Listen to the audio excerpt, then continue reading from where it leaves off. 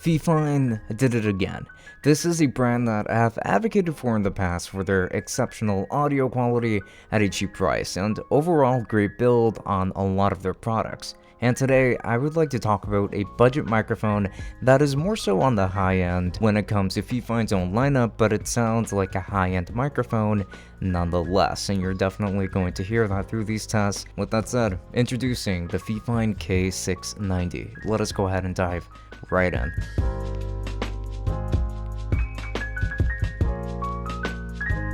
Before we continue, I just want to remind you that we have a Twitch channel where we stream every Friday and Saturday from 8 p.m. and to 10 p.m. Eastern time, so why not go ahead and drop a follow? And also don't forget to follow us on Twitter and Instagram, and also make sure to check out the merch store. There's plenty of black and white sweetness to choose from up there, so go ahead and check that out. And then make sure to take a look at the podcast as well, as the podcast always goes live every Wednesday and Sunday. And with that said, enough rambling, let us get straight into the video.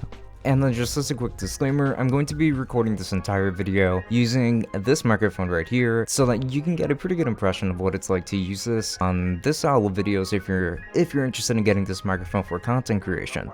However, if you wanted to hear what it sounds like on a live stream, then do make sure to stop by my Twitch. Links to that are going to be down below. I'll be streaming tonight at 8 p.m. Eastern time, so if you're interested in seeing that, do make sure to stop by. Now let's move on. As always, let's try to begin with an unboxing. First, just slide out the cover to reveal the actual box, and then lift up the lid to find the microphone inside, along with a mini USB cable and an adapter for mounting this on an arm or something like that. It is going to be a pretty fancy unboxing in my opinion, especially for a product like this. The exterior design does consist of metal, and so does the stand itself. The design is fairly unique, not super distinct from other microphones, but I feel like I could recognize it on its own. It is a relatively large microphone, no doubt, but not as big as something like the Blue Yeti or the HyperX Quadcast. It's a great size and it's a great build. You will be able to find the mute button that lights up and a headphone knob on the very front, and then on the back there's a mic gain knob, a polar pattern switch, and you're also going to find on the bottom there's going to be a small mounting thread, a mini USB port, and a headphone jack. And as for specs, this is going to be a cardioid condenser microphone. Well, at the very least I'm recording in the cardioid pickup pattern, but you can actually record in other pickup patterns if you wanted to. I don't have too much information on the frequency response or the frequency graph. However, based on how this microphone sounds or what you're hearing back, you should be able to distinguish what this microphone tends to favor. Usually, however, we are going to have a sample without any background music or anything like that, so that you can get a fairly good listen of that. And just like I mentioned earlier, I've been recording this entire review with this microphone, and I've been using a pop filter with it too. And the reason for this is because without it, you do get noticeable plosives if you keep it closer to your mouth.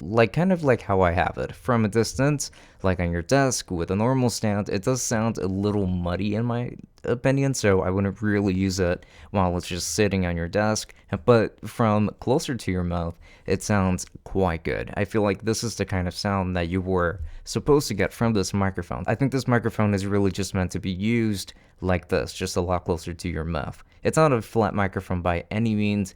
I would say that it favors the lows, or that it just has more of an emphasis on the lows with good mids and not too many highs. And I really like the sound of this microphone with my voice. And if you get it real close to your mouth, you do get more of a podcasty or broadcasty sound if that's what you're looking for, but plosives are even more intense in that case if you decide to use it for those purposes. This microphone is very, and I really mean very, good. I think that this is already going to be a very good option for the vast majority of people, especially if you're on a budget. So much so that I really only have one complaint about this microphone, and it's just that it uses mini USB instead of USB-C. I really wish that they would listen to my cries and finally start implementing USB-C onto their microphones, especially the higher end ones like this one. I don't think that that's going to be too expensive to do, so that would be nice to see. So if Fifine can fix just that one minor issue that I have with this microphone, I can consider this